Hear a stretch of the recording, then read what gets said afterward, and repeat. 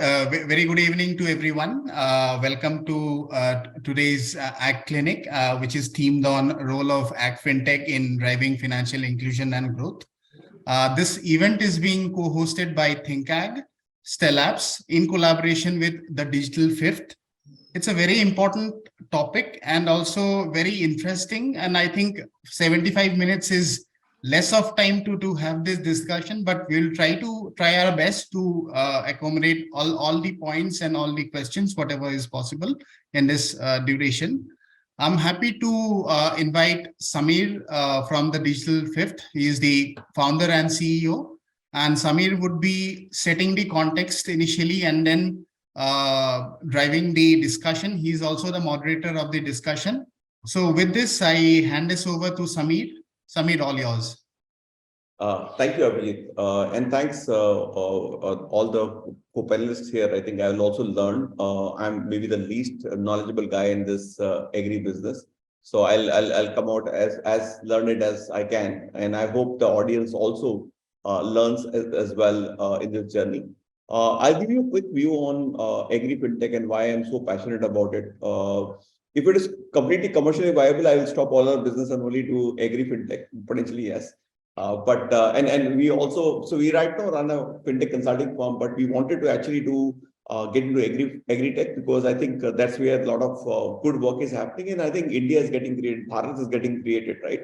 I think the point is that we think in cities and we think about EMIs, but it doesn't work in agri-business because in agri, the cash flows are different.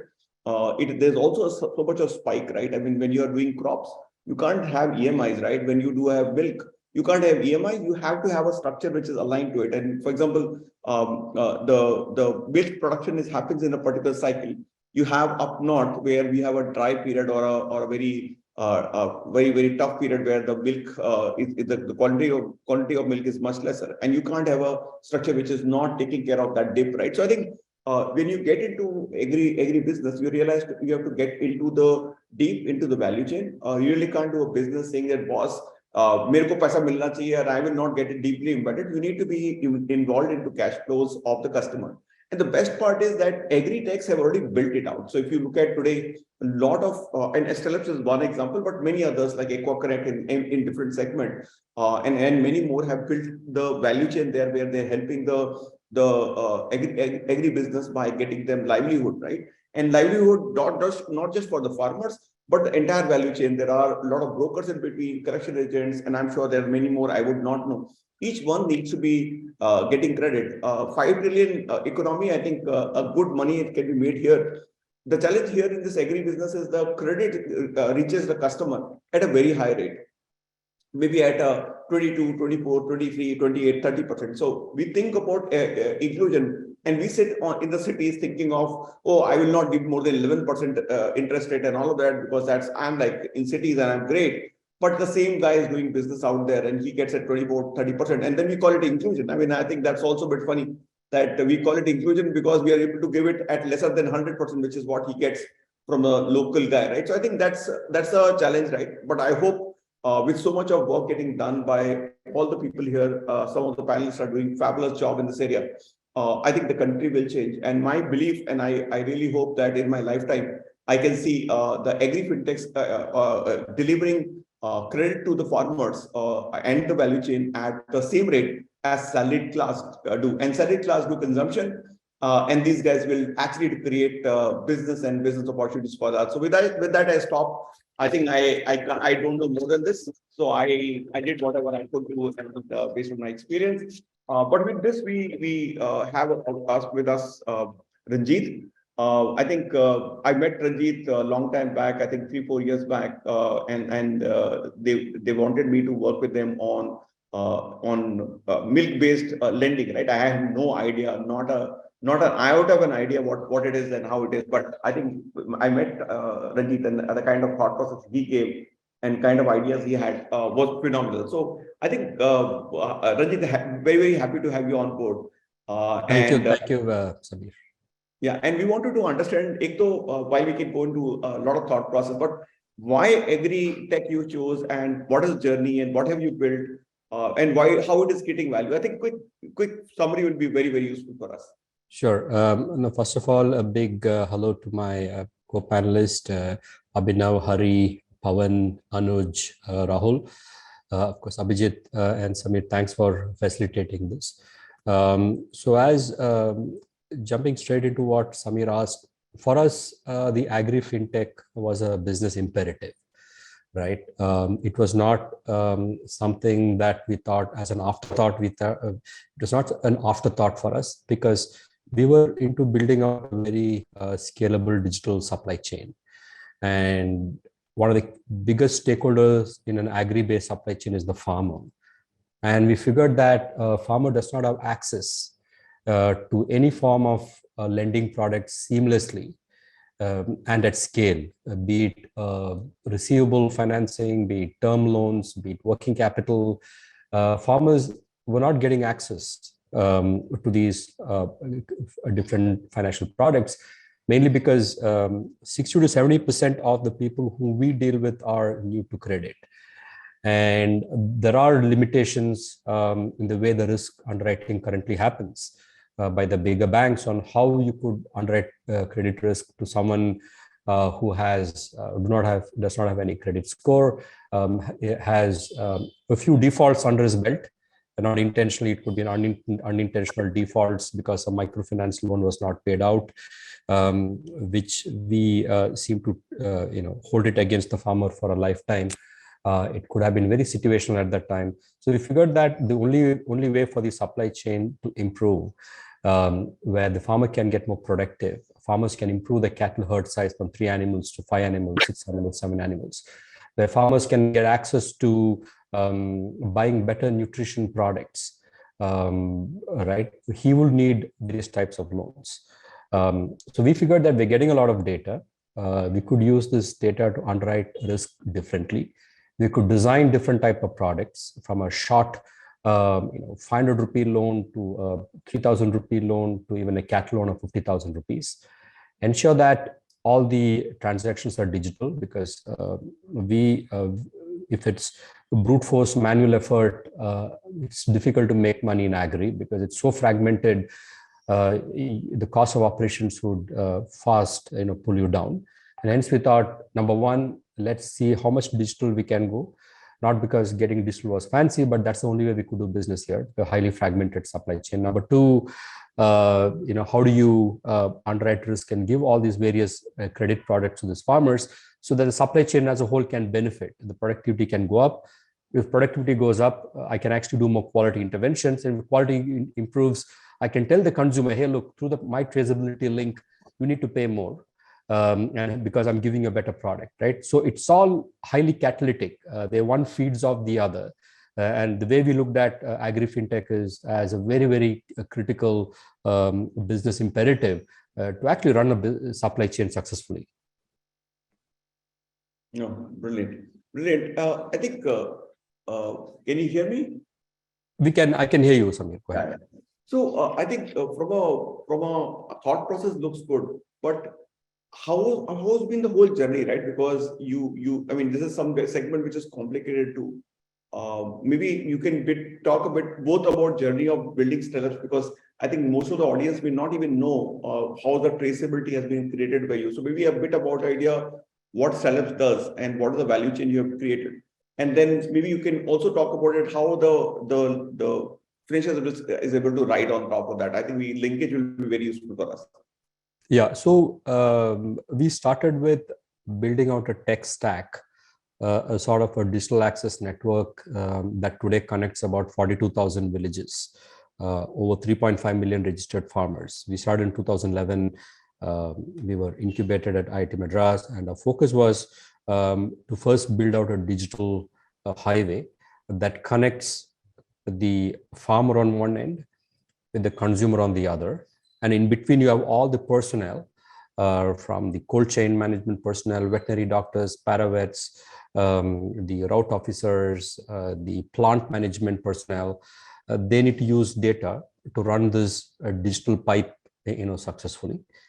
And we picked milk as a starting point on the output side. And on the input side, once we set foot in a village, we said we need to build. It's about building a relationship with the farmer. We need to provide him advisories. We need to give him extension services. We need to give him the right inputs, dairy inputs, agro inputs, because a dairy farmer is also growing a lot of non-dairy crops as well. So the idea is to build a relationship with him. We also said we also need to give him all the inputs. So the journey started by building out the tech block, by building out licensing of the tech block to these dairies. And then once the tech block was built out, the idea was what value-added services you could launch on top of it with all the data that we're getting. Right, it's pretty much like how you go build out. I come from a telecom background, so even in that space, the idea was to put out a network out there, put out the basic infra, and once you put the basic infra, the voice call goes through, and the subscribers are hooked to your network, right? And then you start rendering beneficial services to all the stakeholders who are hooked to that network. A similar approach in this case, instead of a telecom network, you have an agri network. Slightly more brick and mortar when it comes to the infrastructure you needed to put in place. And then during this journey, we built that infrastructure out. We have onboarded 3.5 million farmers, and now we're saying, okay, we have a whole lot of data. How, using an ecosystem-led approach, can I start rolling value-added services? For which financial services and insurance happen to be a very critical part of the bundle. So now we're saying, okay, we have done this journey, tech is out there, we have the data, we have access. Now can I take an ecosystem-based approach? Right, we partnered with the Indian Post Bank, where Anuj was working before, RBL Bank, all the Samunati, where Hari is there. And the idea is to build an ecosystem out together and work with other collaborating dairies. Abhinav, my good friend, runs another dairy. The idea is we don't understand Ranchi much, but can and Bihar, right? So how do I take our stack and tell, hey, Abhinav, look, this worked in Bangalore. Can you actually make this in Kolar? Can you actually make this stack work in Bihar and Ranchi? So the idea is to take an ecosystem play and sort of make this work. I left out Pawan's org. BMGF is one of our equity investors. Met Bill during the course of this journey in 2015, and he was quite surprised to see the level of tech that can come into play in an ag scenario to make the supply chain work successfully, with AgFinTech, micro insurance, and all that being a key playing a key catalytic role. Excellent. So maybe the last question from my side. While we do all of that on the top and we able to deliver it, how's the experience on the farmer side or a value chain? How are they feeling after getting the credit? Is it difficult to sell the idea to them? They find it very expensive, or they're very happy to grow and they're able to show results? For example, they get money. I mean, a lot of banks will say that, okay, cattle में बहुत loss होता है, कोई सबका देने के बाद cattle मर जाता है, ऐसा कैसे होता है? So I've heard all the statement. But what has been your real experience on the ground when you got credit to these guys through all the frameworks? How did it work out? Yeah, I think if you give high quality, credit to these farmers, that can be disbursed very quickly digitally. The farmers, take after these credits like fish to water. So it's a real need. Access is a problem.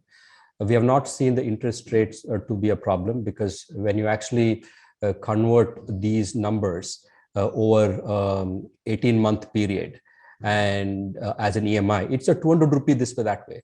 Right? The difference between an 18% to a 24% is a 200 rupee difference in the monthly EMI. And when you, especially when you apply it to a ticket size of about 50,000, which is needed to buy a cattle, it's not like a difference that you see when you apply 18 to 24% over $1 billion. It's a big difference. But when you apply to 50,000 rupees, the difference is very nominal, especially given the benefits that you can get by paying this 200 rupee more. So in my experience has been, one, if you do it carefully, we have a great leader in Rahul, so he comes with a lot of banking experience. So the way he's gone about doing it, we have our NPAs sub 0.3%, 0.5%. Obviously, that will run up as the volumes increases. Access has been the problem, not the interest rates, per se. And what has been, I wish what can be done much more seamlessly is disburse very quickly, right? From the time you collect the KYC to disburse, can we do it in 5 minutes? Can we do it in 10 minutes? That's where, in fact, we're having a call, keep bugging the Samanuti team and all of us saying, hey, look, if be it a Zomato service, Swiggy service, and all these services can be rendered so quickly, why should financial services take 2 field visits? Why should the workflow so be complex that it takes 1 week to disburse a 1,000 rupee loan? So my sense is that can be made very, very seamless. Right, and then I think that one key hurdle can be overcome. That's been our practical experience on the ground. Thank you. Thank you. I think, Ranjit, this is superb. I think in just 10, 11 minutes, you have been able to sort of give the whole story out. And I hope it excites youngsters, or maybe why youngsters? Why shouldn't old guys also do this business, right? I think it's very incorrect for us to say youngsters should get inspired. I think a lot of people like my age can also get inspired to build it. So thank you, Ranjit. I think it has been a pleasure working with you. And the kind of knowledge you bring to a table is amazingly high. And I don't know what it takes. Why are you always on high, right? I've never seen you on low energy. So what, maybe last minute, what keeps you so high on energy, right? Yeah, no, I think with the banks coming to the party, the energy levels are only going up. So look forward to engaging with a lot more energy with all of you. Thank you for the kind words, Samir. Thank you. Thank you. Thank you. So I think this is a great session with Ranjit. We wanted to understand how he built the organization and the kind of innovation he has done. And I think it's groundbreaking because this is inspiring a lot of early stage startups worldwide to think about milk or a dairy-based ecosystem.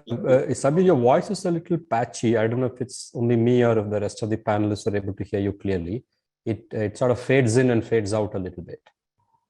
I think is it okay for my side?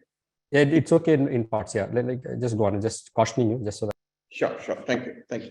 So I think we learned a fair bit, and I always feel excited meeting him all the time, right? So brilliant. So let's move to a panel with the leadership here. I think it couldn't have been more diverse. I think we have every kind of entity sitting here, and the kind of knowledge and I won't say gray hair. Okay, my gray hair has not happened. It's just not happened. Okay, don't worry. I'm 51. It's just by luck. Okay, and I'm not coloring my head. Okay, don't worry about it. So let's look at. I wanted our senior leaders here to sort of give us introduce themselves, because it's incorrect for me to introduce and you will listen to my point, but I will be very practical to understand your perspective. So a quick introduction from Pawan, and maybe you can also guide us on what's happening on innovation and agri-finance, what is always happening. So I think your quick few bites will be great for us. Thanks, Samir, and thank you, Stella, for inviting me over. So I'm with the Gates Foundation. I lead the work on financial services for the poor, which essentially means how do we help the most vulnerable portions of the sector to get access to formal finance and have them included in the formal sector. Samir, if you can is my voice echoing? Yeah. Okay. Yeah. Thanks, Anuj. Yeah. So essentially, we try to work with the regulator, the policymakers, the private sector, the public sector, to help ensure that the tools which are needed by the people can actually get access to what they really need. So from that angle, I just wanted to highlight a few things which a couple of our partners have gone and researched and brought it out. It might not be new for everyone, but we do work with a lot of our partners in this area.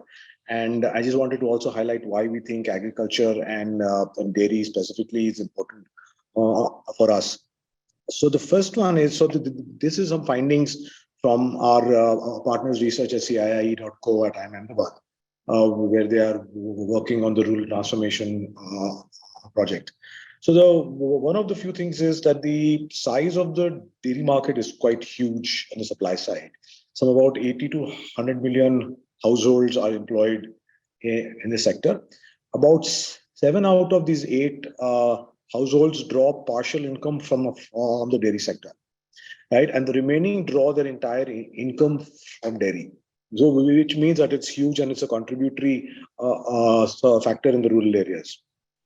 The other issue for us is that, or the other interest area for us is that 71% of the people involved in the dairy sector are women, right?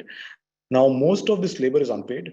In most of the regions, they have no asset rights and or financial histories. So I think it'll be good to understand how the fintechs in the financial world is looking at like what Stellabs is doing in building up that history and building up the up their an asset book for them. The other is that the herd size which we've seen has remained small for these people, right? About 2 to 4 cattle largely as income smoothing, where input fodder is sourced from the farm, right? So if you are only doing your own sourcing of input sort of fodder, then you would like to only remain it small unless you get access to other fodder from other places. The other is that the small holding size can only provide for small herd sizes, right? Like it's the same thing was saying that 90% of the farmers in the country are small scale producers. So for them to keep a large cattle size in terms of space, in terms of cattle kind of order, it's not easy to do. Then there are challenges which Stellabs is trying to resolve for in terms of absence of credit history and collateral, and all these things are combined, which get accentuated by not all cattle is bought from the market. As an example, you could have a neighbor who's selling cattle, or you could have another relative in another village who's selling cattle. So hence, to keep a track of ownership is not going to be easy, or it isn't easy today. How do we address that? And the cost of the cattle is also quite steep. Starts from about 60K and goes up to 100K again, depending on which type of cattle and what you're looking at. And also the other thing is cattle insurance is today more or less around if the cattle dies, right? What happens if there is ill health of the cattle, or so health risks is really important, and that could actually push the family back into poverty if not addressed well. So while these are some top of the line things, what really excites us about this industry, we also have some inputs in terms of research in what happens when a woman in a rural area gets access to finance, right? So we've seen that ownership of a digital payment product by a woman leads to almost 6% increase in ownership of a bank account, right? And a formal bank account where she can save money. What we've also seen is most of the women who own a fintech product and who are also participants in SHGs are 5% more likely to actually own and operate a bank account independent of the SHG, which is really good because now we're looking at independent ownership and access to that account, which increases her capacity to deal with it. And what we're also seeing is that the savings rate of women who have a bank account as a result of fintech goes up by about 5%, which is huge if you look at it at a national level, at a macroeconomic level. We also found that the expenditure on assignable goods in the sense that specific articles of clothing and sanitary products increases by about 3% if the woman has access to and control over her account. The expenditure on toys used by girl children goes up by 13%, right? And the education expenditure on girl children increases by over 7%. So, end of the day, what you're seeing is that if the woman has control on the funds, and she has access to that fund and control on it, then she's able to do well for the family and the family things. I think the last one I'd also like to highlight is the nutrition element of food. That what we've seen is that where the women own and use finances, the expenditure on nutritious food, which is milk, food, vegetables, pulses, meat, increased by over 12%. Right. So overall, so it's not just about value chain in dairy, which is great to do. But the implications of working in the dairy is that it's engaged with the women, and the fact that if the women are empowered, then it's good for the family and hence the society and the country at a large. So I'm going to stop here and I'm going to pass it on to you, Samir, to take it on from here. You're on mute, Samir. Thank you. I think this is superb. I think some of the factors you sort of called out are really powerful. But maybe a side note from our side, we give loan to villages, women in villages, but in homemakers in cities don't get, so they're outside. So I think we should also consider them, but that's not the forum here.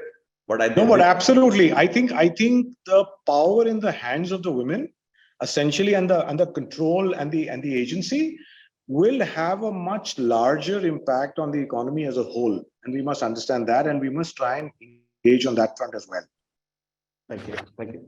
So I think, Anuj, from your perspective as well, I think you give us a quick guidance, introduce yourself, and then give a quick guidance on the innovation you have seen in AgFinTech and how it can impact the ecosystem. Quick one. So first of all, thanks for inviting me over here. It's an honor to be speaking in this forum. And as a quick introduction, I currently head the financial services and inclusion business at Hitachi Payment Solutions. It's a recent job, and where I've just joined in, and we are looking forward to be part of the ecosystem, in inclusive banking. Prior to this, I have been associated with multiple banks, dealing with fintech and startup ecosystem in transaction banking space, where we have been trying to co-create solutions with companies like Stellabs, who have been doing a wonderful job on the ground. Other than that, people who have been making inroads into the overall digital ecosystem, be it on transaction banking side or digital enablement.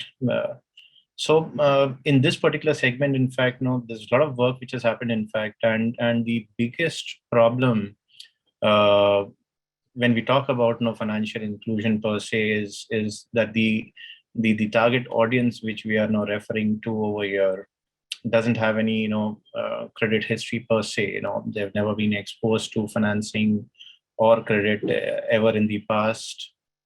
Bigger challenge is that they don't have any digital footprints or no credit history or transaction profile as well. Because most of them have been financially excluded completely in terms of even the basic banking per se. But what is happening of late is that while I'll not say fintechs per se, but agtech companies were trying to solve specific problems in the entire value chain across segments, whether it is into milk farming or whether it's into normal crop. The amount of interventions which they have been able to do specifically to improvise upon the overall productivity, the advisory services, the amount of data which gets generated over there, it's a valuable gold mine, in fact. And that acts as a surrogate for any financial institution, banks and fintechs and NBFIs alike, to build upon a profiling of a particular prospect, be it in the milk supply chain or in agri-produce, any other agri-produce. And that is where we are seeing it's baby step. It's in infancy. I would not say so that the market is matured, but there's a lot of work which is happening specifically in receivables discounting, where you don't have any bank statement to go ahead and put across, but at least because of the data which is getting generated, because of the insights about the business. And if I take an example of Stellabs, my association with them goes back to my RBL Bank days, when the financial vertical was not even started at Stellabs. The amount of data which was getting generated in terms of the health of the cattle, the quality of the produce, all those things put together, if you look at it, you don't need, your financial statements are not the best, as opposed to the insights which you have in the direct business of the farmer. So there's a lot of receivable financing which is being done across the segment in terms of using that data as surrogate.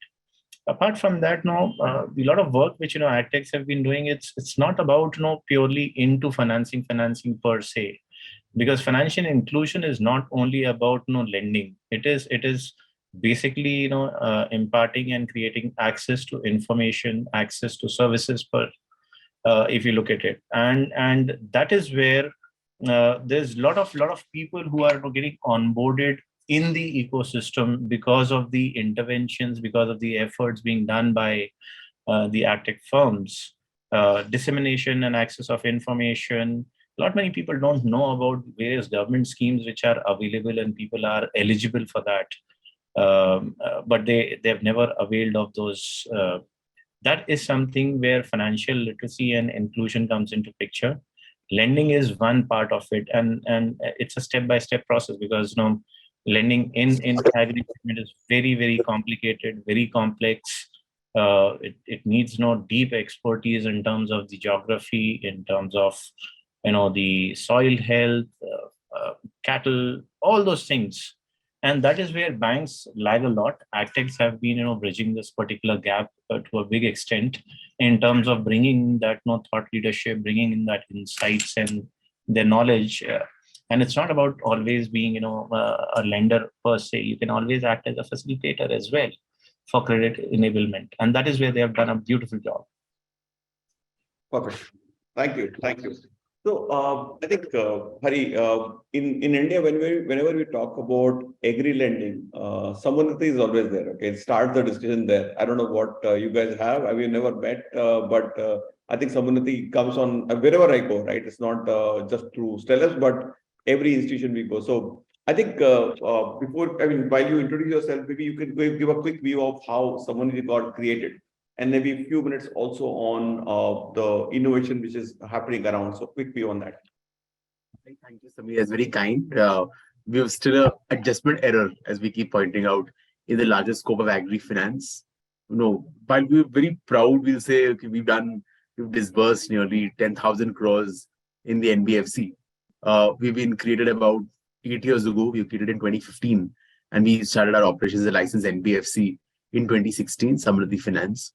Our founder, Anil SG, comes from a financial inclusion background, from an IFMR Rural Financial Channels, KGFS background. So the idea was always to provide access to finance and access to markets also to underserved, underpenetrated customers. So we come from that, I would say, that school of thought of how to make better design products. Agriculture, which is an exclusive focus as an organization, is a challenging space because product design is very deficient. And microfinance, while it's great, it's for monthly cash flow activity. And agriculture is not, with the exception of dairy, a monthly cash flow activity. And therefore, the first solution which Samanati started working around was, why don't we design products that actually cater to the cash flows of the customers? And you are working in a space which is largely collateral less. Customers have current assets, not fixed assets. But they get access, if at all they get access to credit, it's around their collateral. So it's an unpenetrated to underpenetrated space you're working on, with product design, which is, works in the manufacturing or services space, but does not work in the agriculture space. And therefore, Samanati, for its part, does two things. It lends against the cash flows of the customer. The customers that we have identified into two parts. The supply side, where you work with farmer collectives, FPOs, various forms of farmer aggregation models and cooperatives. And the demand side, where you work with traders, processors, distributors, and other forms of agri enterprises, which handle the farm gate to the food plate leg of the movement of the commodity from the mandi or the market yard. So, and on all these places, we lend against the cash flow, the activity. We don't talk about losses which are 3 years past, but we work around the cash flow and we chase the money. And our products are catering to often the bullet requirements of customers, money which is paid in sync with the agricultural cycle, the kharif, the rabi, the sowing, the harvest.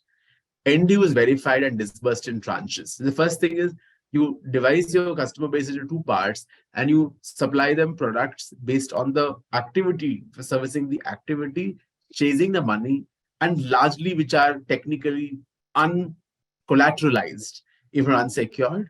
But you know what? Out of the 10,000 crores, you've got 98% of the money back. And that's for the last 16 quarters. And we can claim some vintage of the space. That, when you work with underpenetrated, underserved customers and you design it well around the activity, you actually get your money back. And that's the kind of history which we have to prove to the ecosystem. We work with almost all of the partners. We work with OSAM, we work with Stellabs, we work with the Gates Foundation. And, and now we're working with the banks as well. That where this was considered, a 10% NPA kind of space, and therefore something, to kind of run away from, shy away from, or at best do it under obligated PSL lending. And you try to figure out what is the most risk-free form of PSL. Banks are now also coming forward to look at this space and work with partners. That a few of us have some bank partnerships. We have some partnerships. I know Stellabs has some partnerships, and folks at the Gates Foundation are also continuously catalyzing these institutions to come forth and work in the policy space to make policy more enabling. But that's broadly what Samruddhi does. And of course we have a supply chain business which also provides working capital, but also de-risks our lending because that makes us an interlayer in the value chain. And that's a broad expanse of the Samruddhi model. And of course, we lend to FPOs, we lend to agri enterprises, and what we are now trying to do more of is lend to farmers as well, because we work B2B2C.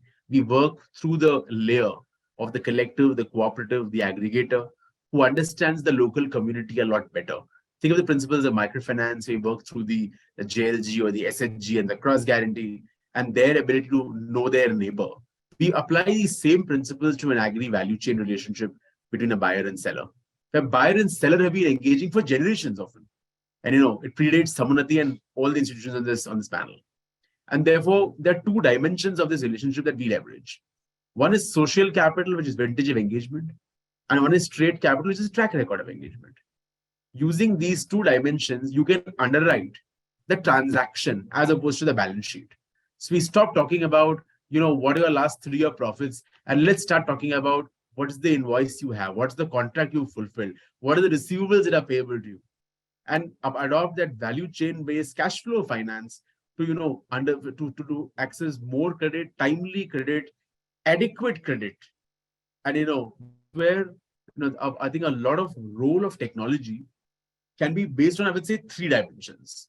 Because, Samruddhi is not an AgFinTech. We are I would say, a regular funding house that is working in a new space, in a sunrise space, but also an underserved space. And you can have an army of relationship managers, who go visit FPOs, who go, visit customers, who collect data, who collect documents, doing it very old style.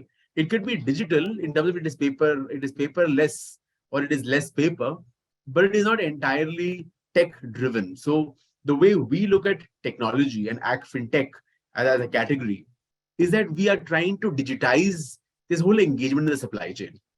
And if I would restrict the conversation only to lending in the supply chain, I will say we'd like to use 3 things where we use technology. One is, of course, in the cost of acquisition. Because right now you have your relationship managers who go to an FPO, who go sit down and who collect documents. And if members want cattle loans, for example, we are doing it all by ourselves. And the costs of getting this documentation right, and even the underwriting, how to select. So right now you go blind. You say, FPO, you have 500 members. Please give me 50 members who you think are worthy of a loan. And, let's put your risk on the table. Let's get some risk participation. But you're busily going blind, that you don't know the farmer. The FPO knows the farmer, you know the FPO. So there are 2 dimensions that technology is helping here. And we work with Stellabs in this. That one, it helps cost of acquisition go down. Because Stellabs knows the farmer. Stellabs, these farmers are pouring milk through the supply chain platform of Stellabs through Moo Mark and Moo Pay with a Moo score. So, that can help acquire customers a lot faster. The second is, therefore, cost of acquisition, the cost of OPEX, even the cost of monitoring. is the activity being monitored? In my model, the activity would not be monitored. You would at best have sample assessments. My RM will again monitor the FPO, meet a few farmers, maybe meet 10 out of 50, see if they indeed have a cow. And we trust it's not the same cow that's being shown to 4 other financial institutions. Here with Stellabs and with BooScore, when the pilot which is going on, here there is actually real-time data to monitor, not only select the actor, but also monitor the activity. So in one hand, cost of acquisition is going down to cost of risk, which is the risk of monitoring, the cost of monitoring, the whole effort of monitoring, as well as actually, the whole cost of underwriting is going down because you have some data to rely upon and alternate data with, some vintage and track record, which is now available where none was available. So in that sense, for us, cost of acquisition, OPEX, and cost of risk, you have to put a general category, are the 3 dimensions in which AgFinTech can help. It can help us in acquiring farmers through Stellabs as an aggregator to cater to its pool of farmers. But can we also apply in the time ahead things like BooScore to our FPO network? And we have India's largest FPO network. We have more than 1,500 borrowing FPOs. We have a relationship base of more than 3,000 FPOs. And there are 4,600 registered on our platform. So that's one way that we could use these scores, pick up this data and apply it and say, why don't we apply BooScore across the network? And indeed, that's the effort. And the direction of the partnership with Stellabs and us have signed. And indeed, we believe this is a strategic partnership to take far. With OSAM also, there is some kind of a similar partnership where OSAM is engaging with its whole base of farmers. The farmer, OSAM knows the farmers, the farmers know OSAM. So can we leverage this whole relationship and build a cattle loan product? And of course, commercial aside, there is the kind of, vintage of the direction where we like to build these kind of loan portfolios, which prevent us, which stop us from, say, building an army of people and duplicate the channel which a Ranjit or an Abhinav have built already. Because, Ranjit mentioned costs. If all of us keep duplicating channels and building our own outreach, it will never be profitable for the next 100, 200 years. So therefore, we have to leverage each other's strengths, leverage what they know best and offer our own, what is our specialty? Our specialty is we have value chain expertise and a balance sheet to lend and the tools to get the money back. So in that sense, that's the system which we are trying to build with this. And it is a combination of digitization of the workflow. Ranjit said, how can we do it better? How can we do it faster? How can we disburse faster? How do we underwrite using data available when none was? So stop going blind, and then how do you acquire customers cheaper? Because then how do you build a portfolio of scale? If you do all this, more pools of capital follow. So for example, State Bank of India has signed up with Samanati for a co-lending partnership. We've gone live, we've lent to more than 50, 60 FPOs and built a 10 crore AUM, we've disbursed 15 crores. But the State Bank of India are not here to do 15 crores with Samanati. They have a $25 billion agri portfolio. There's a drop in the ocean. But they see potential in Samanati as a fairly reputed and vintage aggregator from financial services side, tying up with all the people on this panel and more, and building granular portfolios of loans to farmers as well as farmer collectors, and then taking that back on a wholesale basis to the State Bank of India and doing co-lending there. So in a way, this is the kind of a plug point where we prove that this is bankable by virtue of our balance sheet. And of course, at the rates that we can at best offer, which I'm sure, doesn't make us very popular. But with the viewpoint that we can bring in banks, which can bring in more capital, cheaper capital. So it's the broader thesis of what Samanati does. And of course, I look at various things in this company, including the strategic alliances and resources, but that's what we've been doing. And this is what we think that financial inclusion or financial technology can bring to the table. And there are 2 or 3 things it can do for us. I'll stop here, Samir. Thank you. Thank you, Hari. One request to the panelists. There are a lot of questions are coming on Q&A sites or chat sites. So if some of you could respond. And I don't want to throw my lack of knowledge by responding incorrectly, right? I think I don't want to do that. I think one point I want to raise, maybe government should be unhappy that we have a data privacy issue because cow's data is available, right? So just imagine cow may not be happy that they know, what the cow is doing at any point of time, but there's no rule. I don't know. Just imagine what it is unwell, everybody knows, right? So yeah, that's on the lighter side. But moving ahead, I think, Abhinav, when I heard that we will have somebody from dairy, So immediately my eyes, there was a guy with gray hair and sort of, हाँ बोलिए क्या चाहिए? I see you, right? So I think I also read about your story. So instead of getting into specific question and innovation and all, I think I will rather ask a question. ये बनाया कैसे, right? How did you build this? Because what you're doing is actually innovation of technology as well in this whole process. It's a heavy innovation, right? So I just wanted to know your story. It will also inspire some of us as well. Over to you. Thank you so much. And like you, I mean, don't go by the black hair. I just crossed 40, so I'm not getting any younger now. Chartered accountant by qualification, but now I'm at it for over 10 years. Simple start. We started with a dairy farm, looked exciting. And then, we started understanding the dairy farmer, the complexity of milk production for a farmer. So that was the first 3 years of our journey. And then, we understood, given the socio-religious complexity in India, that it is imperative that to grow the business, you have to be an aggregator. You cannot, for an organized player to be a big milk producer in India is fairly difficult, largely on account of the fact that, dairy farming is not done along with beef farming. So in countries where you have a lot of milk production, where you have big farmers, dairy farming and beef farming are done together. And we understood this fact, and therefore, we've decided that we want to be an aggregator. Currently, we're collecting milk from a lot of farmers based out of Bihar, Jharkhand, and Bengal, processing and selling it across Bihar and Jharkhand. So, it's been an interesting journey, but unique for the geography. The fact that there are not a lot of private brands over here in this part of the world, but a journey where we're very proud of the way we've associated with a lot of stakeholders. Most importantly, the milk producers, which are the small and marginal farmers. A couple of important points that we have observed by dealing with the farmers, and thankfully we've had long partnership with Stella Apps and now with Samanati, where we understand the nuances of producing milk. That understanding is very important. I really believe that along with milk production, it is in my interest that the ecosystem is continuously developed, where the farmers are incentivized to produce milk and to keep on increasing their milk production. It is in my interest that we create and enable that ecosystem. And in creating and enabling that ecosystem, access to finance for the farmer is very important.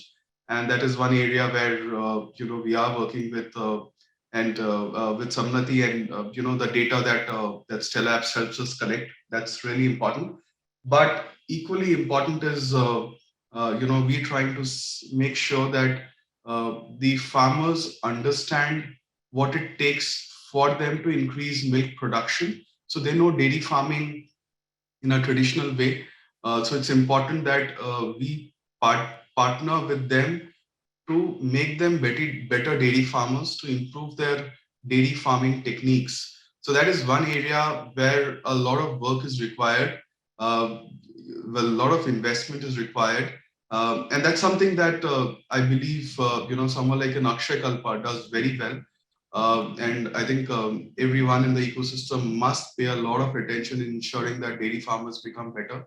But also the other point, along with the dairy farming literacy, is the financial literacy. It is really, really important that a lot of the farmers who are coming from the SHG background, they are aware that what financial discipline is, what it takes to borrow, and then the moral obligation to repay back. Because as much as it's important that we ease the process of lending, but it is really important that the money comes back, and to ensure that the money is coming back, the honesty element of the farmers will have to be worked upon. You cannot ignore the fact that that the financial discipline is not very good, and one has to constantly work upon. And the last point that is over here is a lot of the farmer lending is happening, but still there is a lot of pressure on the aggregator to bear a part of the risk. I don't own the asset, I don't control the the farmer, yet a lot of banks while they are willing to partner, they are willing to partner on the fact that I stand as guarantor, I provide an FLDG. That is something that in this entire lending space, one will have to find a way out, so that so that we move forward gainfully. The money has to come back. There's no, if the delinquencies go higher, NP goes higher, there's no point. This sector would go down. So, but aggregator standing as guarantor cannot be a way out. There has to be a better way out that has to be found. Fair point. I think this expect that the non-lenders are expected to take risks, and lenders say that boss aap hi dekh lo, but I want you to bear the risk. Then I think they should know that they are here for underwriting, and which is what RBI keeps telling, that underwriting has to be done by the banks and the NBFCs. And of course, in the structure, you have additional data. In fact, I always believe that the banking data is the really alternate data. This is the real data, right? That is a fake one. You say what money goes in and out, but that may not tell you the fact. This is a real transaction, and these invoices and payments are happening continuously.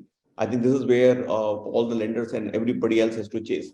But let's move to Rahul. From your perspective, I think you have been building, you have been in this industry for a long time, including inclusion as well in the previous roles, and you built Moopay from ground up, right? So there was a talk about Move Score and all. So maybe it would be good for us to understand what products have you created out there, which are directly, I mean, I'm looking at exact products that are created and how it is helping the market, right? Because and also one point, I think सब बोलते हैं ना अच्छा है तो महंगा होगा, right? So if you're lending तो NPA तो बन ही रहा होगा, right?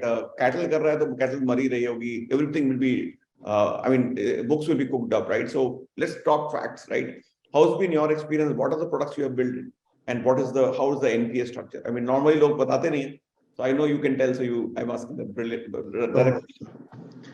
No, thanks, Samir, and thanks everybody for attending and giving this opportunity. So you're right. My experience has been in lending, both in financial inclusion and also large ticket loans over the last 25 plus years. But the last 3 years or so that I've been working on building this entire stack out has been one of the most satisfying, actually. It's been a slow burn, but we are now scaling up. Pandemic really hurt. But let me tell you that when I joined, one of the things that was attractive was the kind of data that is available. And having been on the other side, struggled with when we started lending there was no credit bureau score, there was no data. It was like more throwing darts at the wall and figuring out who's going to pay. I was telling somebody today that in the old days all we did was what we started in this country was auto loans, and auto loans used to be lent essentially to business people, and business people whose books were all cooked, right? So we didn't know. We used to do for field verifications and all that. Now the same process now today, we are seeing that salaried people are getting loans and all that. Because why? Because they have data. There is some data on the back of which some analysis is done. In the farming, in rural economy, that data has not been available in the past. And here was an organization which had the data. So, the first thing we did was actually take the data and look at it and realize that this is all flow-based data. This is actual real farmer income data. So took that, started analyzing it, and took the assistance of one of the top credit bureaus, which is Equifax, and took them along with us to say that let's have a look at this data and see what we can create. And what we have created is an alternate credit score using the data of the farmer based on their milk pouring capacity and milk pouring regularity, their attendance, the quality of the milk they poured. And we now have the ability to score what all the other people have said. 70% of the cohort is people who have never taken credit earlier, never taken institutional credit. And that's a reality. And let me say to you, so that there are people on this call who might think that, oh, this is only in rural, deep rural. 90 kilometers from Bangalore is the same story. It may be 55% here, and in deep UP, it will be 65 or 70%. But it's the same story. It doesn't change. I mean, it just, the degrees vary. So that was the key. That is one of the key things that we have been, trying to do. So with that data, what did we do? We went to the dairy operators and said that we can take Abhinav's problem. I have to give a guarantee as a dairy aggregator. We are saying, if you have the data, that is not a requirement. Suddenly, it's opened up that entire dairy. The dairy says, wow, I don't need to give this guarantee. Yes, as long as the data is available, we can analyze the data.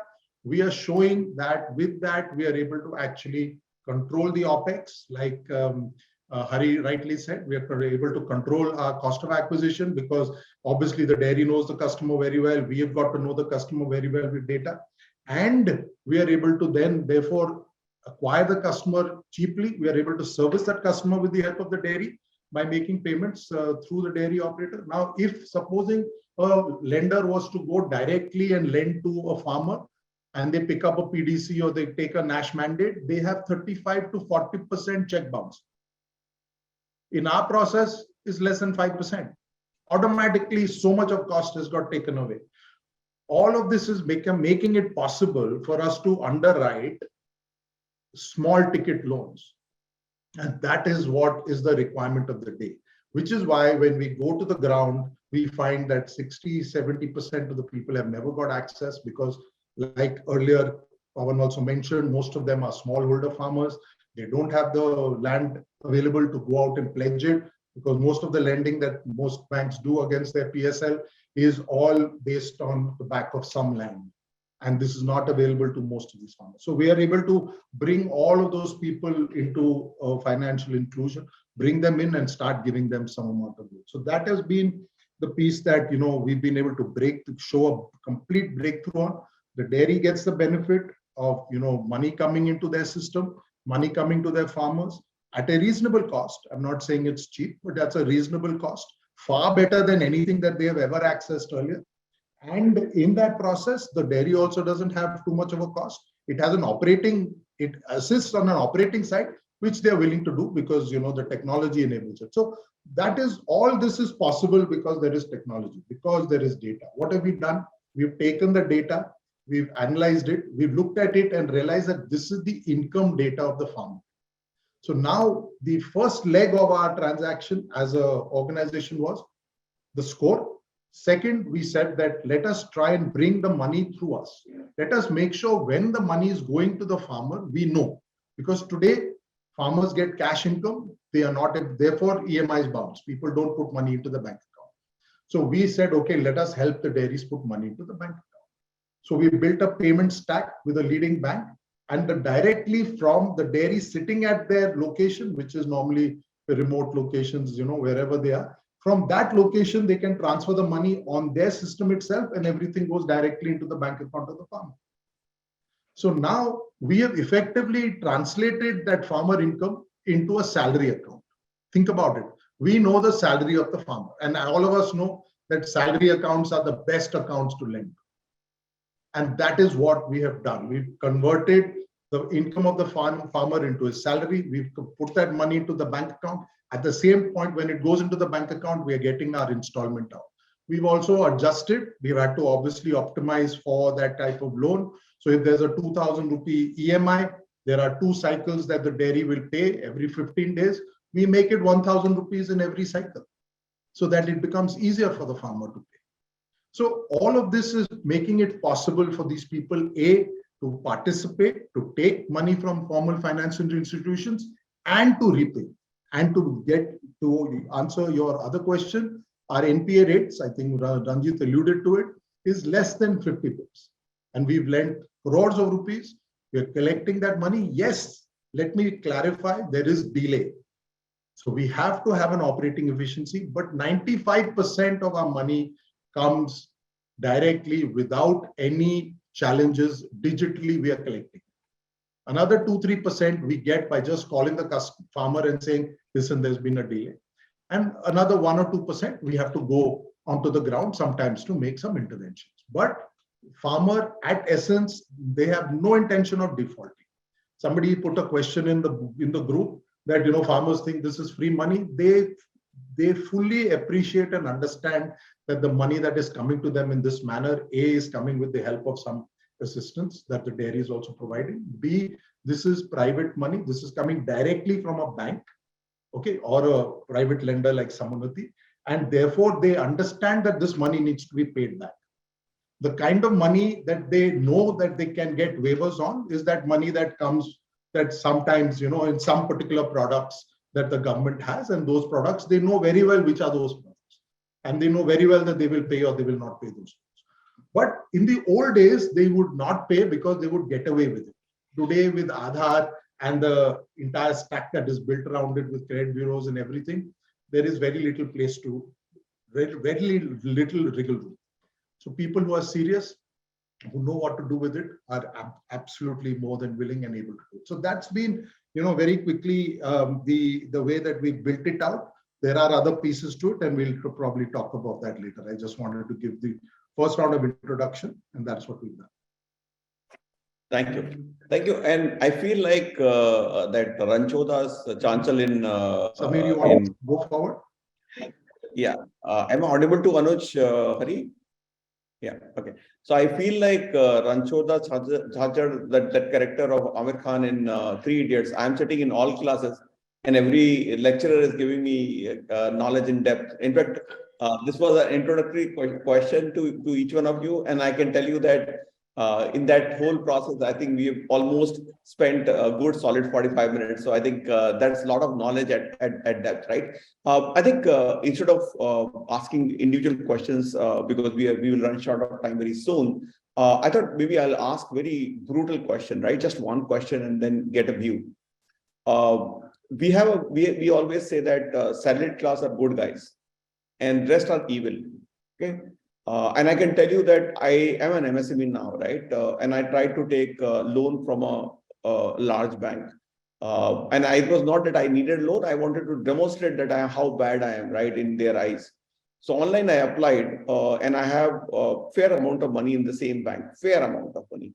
Okay, I tried to apply, and the moment they realized that I'm an MSME, so there was a step, right? Yes, no, yes, no, yes, no. You are an MSME. And technically farmers are also sort of MSMEs, right? They're all doing small businesses here and there. And they realized that main chor hu, and they just threw me out of the system. Just imagine that, just threw me out of the system that, no, it's not built. And my team members, my employees were able to apply in front of me, right? So I think this is the challenge, right? So I think there's so much a bias towards salaried class, and so much anti against all the other communities. So let's talk about it. How do we bring the rate of credit to MSMEs, to farmers, to all the agencies in between, which are individual by nature, at the rate which is equal to a salaried class? How do we get a 12 to 14% rate to this? So maybe anybody can give the response, because I know I'm running short of time. I'm not going individually, but maybe a quick 1 or 2 minutes on what it takes to bring the cost of credit to maybe 1 or 2%. But 12 to 13%. So I can start. Samir, it's a good question. I think we need to step back a little bit, right? And we need to understand that it's not about MSME. It's about the informal sector. And informal sector largely deals in cash, which means that you don't have a data exhaust and a data footprint, right? So I think one of the most important things that we can do is to ensure that people are paid digitally. Right? The moment you get paid digitally and there is a data flow and there is a footprint, things will start changing. Right. So the key is that both Samunati and Stellabs have informed, if you heard Rahul as well, it's about the the dairy paying directly into the bank account of the farmer, which went and triggered this. So if we do nothing else at all as a regulation and policy, we must ensure that people get paid digitally. Right? So, and that'll trigger off the whole thing. But even more than that, I think there are a couple of other things, right? So that there is issue of literacy and digital literacy and everything else around it, and the ability of the people to understand it and engage with the product. I think one is that I'm so glad that we are actually accepting that these our customers are women, and we are designing for use by women, which is not what happens generally in financial services, because they treat product as gender agnostic, and we know that's not the right thing to do in terms of design of the product, right? In terms of men and women engagement with the same product is different. So I think that itself is important. The third is the embedding of this in the process itself, right? So you are able to get loan because the entire value chain is now digital, and you can embed a product or credit in this. I'd be surprised to know if this wasn't embedded, then what would be the uptake of the product if people had to go and look for it individually.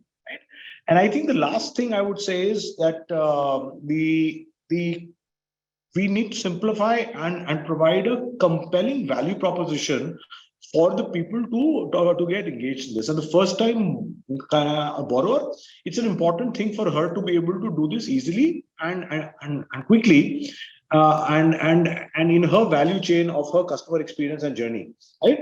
Which is not very often how things happen. Again, Samir, I don't think that there are incentives in the market as of today to reduce interest rates, even when I have been a customer of an MFI or an NBFC for the 5-10 years, is because I choose to get that credit when I want to and I repay, and we both have a good relationship. There is no incentive for me to drop prices, right? So I think that's a very kind of different conversation to say, even though when I have data and we have the right kind of data, is there incentive for the NBFC or the MFI or a bank to actually reduce its pricing to a good customer? So I'm going to stop there. No, I just want to say, take on, further from what you said, because, I'm going through this with lenders, and the fact of the matter is exactly what you said. Lenders are saying that, listen, at the end of the day, the cost of serve is high enough for us to keep going at some of these prices. Yeah, it'll tweak at the edges instead of, you'll get a 1%, 2% down, 1%, 2% up. But, the fact of the matter is that in this segment, especially, it is about access. It is about enabling access. And, one of the things that happens is that it's the gatekeepers, which are the dairy operators and things like that, who think that, no, let's not give access. Oh, no, it should be this, it should be that. So my pitch to them, and this is now increasingly being borne out by actual fact on the ground, which is why I wanted to bring it out, is always to say, listen, let them take the choice. You are thinking that 20% is too high, but that poor person is actually borrowing at 100% plus. You don't know. What do you know? Why don't you give them a choice? Let them do the math and let them come back and look at it. Recently, just a few weeks ago, we launched in one dairy, and we had a lot of back and forth. It's a private dairy, a lot of back and forth with the owners and things like that on this concern.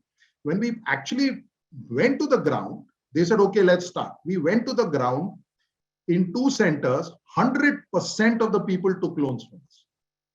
100%. I'm not talking about 5%, 10% of those farmers. And they were all large farmers with minimum 8 cattle. And so they have access. They have all that piece. 100% lined up to take money from us. We are talking to some of the, and we are using this example, we are talking to some of the other people as well. And today, even government is willing to say that, listen, I understand very clearly, I have tried it. PSU gives me rate, but doesn't give me money. If you give me money, that is more important than rate. As Ranjit said upfront, the difference is 100 to 100 rupees on a 30,000-40,000 rupee loan. It doesn't make a difference. Plus the fact that you're giving them appropriate credit you're giving them money when they need it and and the amount of money they want. They only want 20, 30,000 rupees. They don't want 2 lakhs. But the banks are wanting to give them 2 lakhs because that's their ticket size. So, so these are the things, and then they build credit history. The beauty is, and that's the key, Samir, that's what's happened to all of us.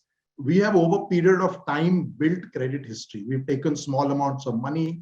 We've got credit bureau. Now the credit bureau is tracking us and is building our credit history. We have to get them onto that treadmill and get them moving up. And that's what we are doing also. We are seeing that. We are giving them small amounts of money, bringing them up the curve. And like, somebody was commenting today, oh, at some point they might just step off that treadmill and go, and go to a bigger bank. I said, by then, hopefully we'll also find a way to give them money at lower costs and, things like that. We'll go to the Samudratis of the world and say that, listen, here is a credit tested customer. She's got all the credit. Let's give her an appropriate rate. And, we'll be able to find ways to do that. And even with the banks. So I think it's a process of time. And the same thing has happened with the middle class. I was commenting, right? We used to lend only to self-employed. Then we started lending to salaried. It's only when we learned that salaried paid well that the rates for salaried have come down to the effect that today salaried get and you also don't get. Okay, eventually we will come to that stage even with this class of customer where, the better people who are today early adopters will get better rates and more people will get, differentiated rates. So I think it's a process. Rahul, hopefully this time frame can be shortened. Otherwise, there will be rebels like Rangde who would come and say, I'll lend at 8% and 9%. They stopped, right? Those rebels have stopped. I mean, you can do social impact up to a certain point. You can, do all those things up to a certain point. That money is not available. It's like a PSU bank. They will give you that rate, but they will just give you a small amount of money at that rate. That's it. They will not be able to lend. They don't want to lend at those rates beyond a point. So, those people have stopped. They can't keep going. So those are not practical. You're right. We will say scalable solutions now. I think that's where rates will go down. Yeah. In our own experiences, like we put our neck out and said that, hey, we are borrowing at whatever rates we are borrowing at, but we'll subsidize the FPO segment. And, because we have a more profitable business in agri enterprises, we'll subsidize segment, we lend at 14, 15%. So then the question is, we stuck our neck out, we made a loss on a standalone basis. We built a franchise, and today, when I go to SBI, it makes the NIM, which my investors want, viable. And which is why you build that scale, you show that track record, and then you try to get the money, which say doesn't come in at 12 and 13%, but say comes at 9 and 10%. So eventually, the rate to the customer, which I think all of us want to pass on, because, there is agri, unlike in microfinance, there's also a perceived rate. That farmer, should get rate at 8, 9, 10, 11, 12. And also the overall perception rate, and there's also the actual margin of the activity. So therefore, there is certainly a willingness to pass on the rate if we can maintain a respectable NIM to, stay afloat and make a profit. So in that sense, I think that's where the cost of funding will really be the determinant of that to pass on rates to the customers. I think we are seeing that scale game playing out. I think so. My personal sense is simple. What we have in the industry is all the lenders trying to find partners in an individual way. It costs hell of a lot of money, not just the process issue, but actually tech integrations take a lot of time. And there's a disparity of data out there. I think what we need is a bridge. The way you had a NPCI, you need a NLCI, National Lending Corporation of India. Just imagine what credit card platforms have done. They've built a network, and there's no fraud and all of that. So I think we need a framework by which data can be shared across platforms in a particular way, in a structured way, and therefore any entity on top of that platform should be able to originate. So technically, maybe Stellup sitting on NLCI can actually partner with Samunati, and therefore the bridges are common and the products are common, and therefore there's no fraud. But I think that is the idea which we have been pushing for, and that might sense over a period of time, if we do it properly, we'll bring the rates down towards the natural one. And it's not that anybody will be harmed. Actually, everybody will make money in the process. It's just that cost of inefficiency is so high, right? Today you take 4 days to do lending. It's 4 days is not because of anything else, but because of the handovers of documentation process and all of that, everything is wasted. And the customer who should get the money now at the lower rate, it gets a higher rate. So you just imagine the product is worse off by taking more time, right? More expensive, and worse off than what it is. But anyway, I'll pause now. I learned a lot in this session, and maybe I'll thank you guys for your support. I'll hand it over back to Ranjit for a quick closure, because मैं summarization नहीं कर सकता, मैं सिर्फ सुन सीख सकता हूँ. I'll look at talk to Ranjit for closure. Thanks, Samir, for facilitating this. Thanks. We heard from Pawan about the women borrowers. Anuj talking about the bank being a facilitator and not a lender. Hari going deep into how the value chain based product design is important. Abhinav giving his dairy supply chain view, and Rahul speaking from a MUPE product fitment. I wish we had more time. We could have also touched upon some aspects like can end use of the credit, can that be used right now? It's intent to pay, ability to pay. Can end use also be a surrogate to underwrite risk better? And also you asked about what can reduce the interest rates. I wish we had time to touch upon things like, can the upside in the value chain be used to subvent the interest rates, right? So if the overall collection throughput of Abhinav goes up, will he be willing to pay a couple of percentage points to Rahul for that upside, right? Because obviously productivity goes up, supply chain improves, your primary transport cost comes down, your chilling cost comes down, the utilization goes up. So are there such models that we might want to experiment? But that's probably for part 2 of one such session. But for now, thank you everyone. I really appreciate your time and the active participation. Thank you so much. Thank you. Thank you. Thank you. Thank you, everyone. Thank you. Thank you. Thank you, everyone. Bye-bye.